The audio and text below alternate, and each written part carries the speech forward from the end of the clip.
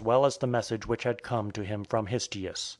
All the rest spoke their minds to the same effect, favouring revolt, with the exception of Hecatius the historian, who, listing all the nations subject to Darius and all his power, advised them that they should not make war on the king of Persia.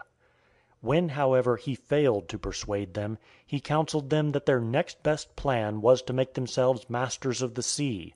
This, he said, could only be accomplished in one way. Miletus, he knew, was a city of no great wealth, namely, if they took away from the temple at Bronchidae the treasure which Croesus the Lydian had dedicated there.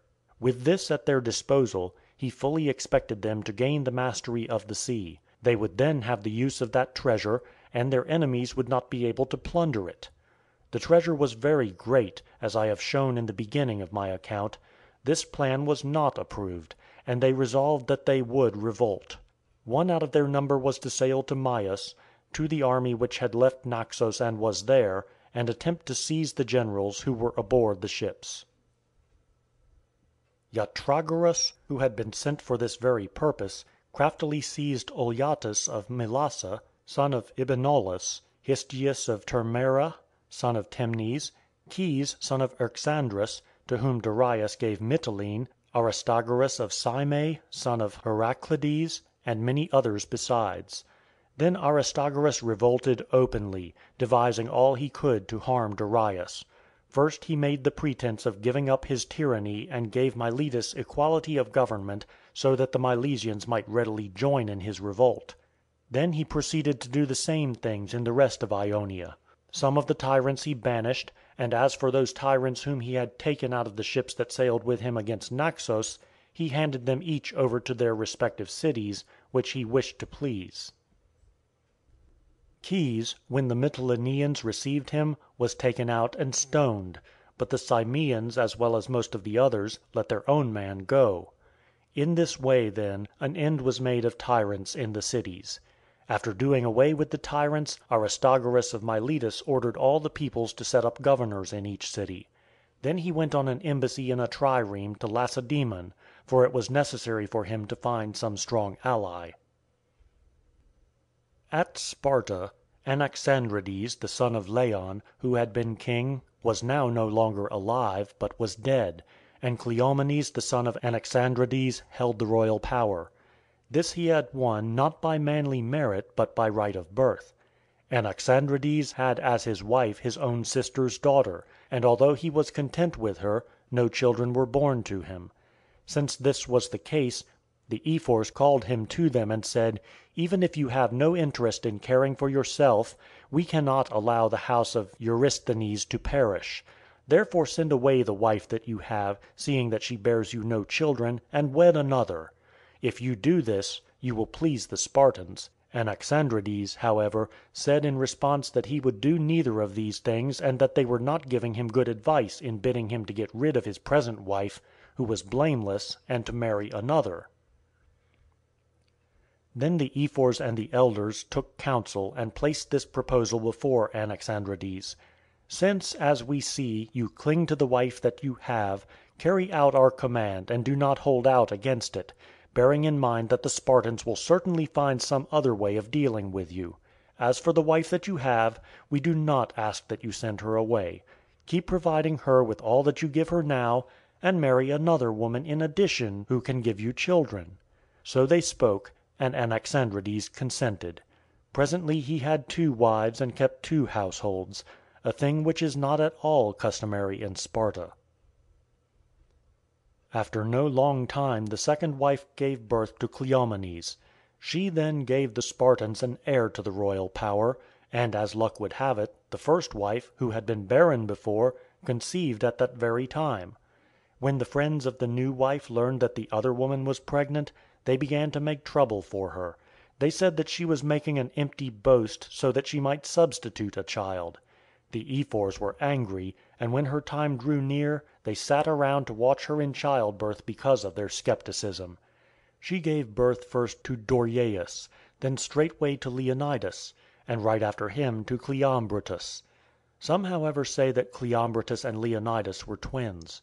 As for the later wife, the mother of Cleomenes and the daughter of Prinitaudus, son of Demarmenus, she bore no more children.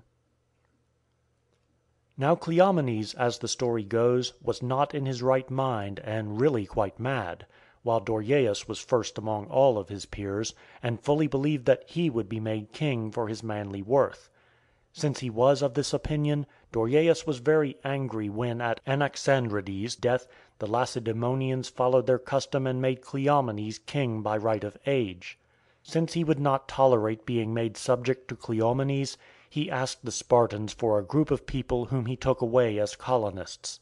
He neither inquired of the oracle at Delphi in what land he should establish his settlement, nor did anything else that was customary, but set sail in great anger for Libya with men of Thera to guide him. When he arrived there, he settled by the Cenips river in the fairest part of Libya, but in the 3rd year he was driven out by the Machi, the Libyans, and the Carchedonians, and returned to the Peloponnesus. There Antichares, a man of Eleon, advised him, on the basis of the oracles of Laius, to plant a colony at Heraclea in Sicily, for Heracles himself, said Antichares, had won all the region of Eryx, which accordingly belonged to his descendants. When Dorieus heard that, he went away to Delphi to inquire of the oracle if he should seize the place to which he was preparing to go. The priestess responded that it should be so, and he took with him the company that he had led to Libya, and went to Italy. Now at this time, as the Sybarites say, they and their king Tellus were making ready to march against Croton, and the men of Croton, who were very much afraid, entreated Dorieus to come to their aid. Their request was granted, and Dorieus marched with them to Sybaris, helping them to take it. This is the story which the Sybarites tell of Dorieus and his companions, but the Crotoniats say that they were aided by no stranger in their war with Sybaris with the exception of Callias, an Elean diviner of the Yamid clan. About him there was a story that he had fled to Croton from Tellus, the tyrant of Sybaris, because as he was sacrificing for victory over Croton, he could obtain no favourable omens. This is their tale, and both cities have proof of the truth of what they say. The Sybarites point to a precinct and a temple beside the dry bed of the Crathis, which, they say, Dorieus founded in honour of Athena of Crathis, after he had helped to take their city, and find their strongest proof in his death. He perished through doing more than the oracle bade him, for if he had accomplished no more than that which he had set out to do, he would have taken and held the Eressene region without bringing about the death of himself and his army. The Crotoniats, on the other hand, show many plots of land which had been set apart for and given to Callias of Elis, and on which Callias' posterity dwelt even to my time, but show no gift to Dorieus and his descendants. They claim, however, that if Dorieus had aided them in their war with Sybaris, he would have received a reward many times greater than what was given to Callias.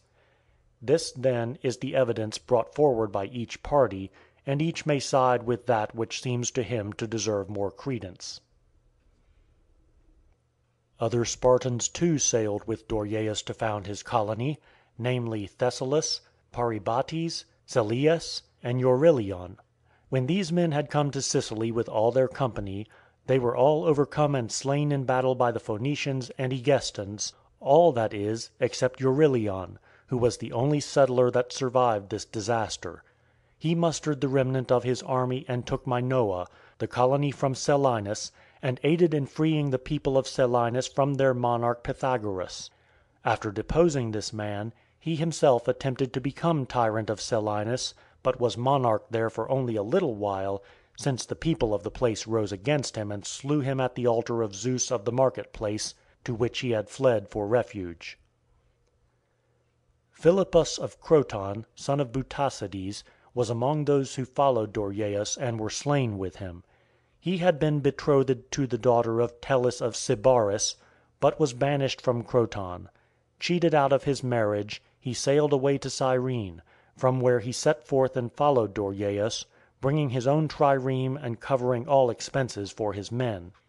This Philippus was a victor at Olympia and the fairest Greek of his day. For his physical beauty he received from the Egestans honours accorded to no one else. They built a hero's shrine by his grave, and offer him sacrifices of propitiation.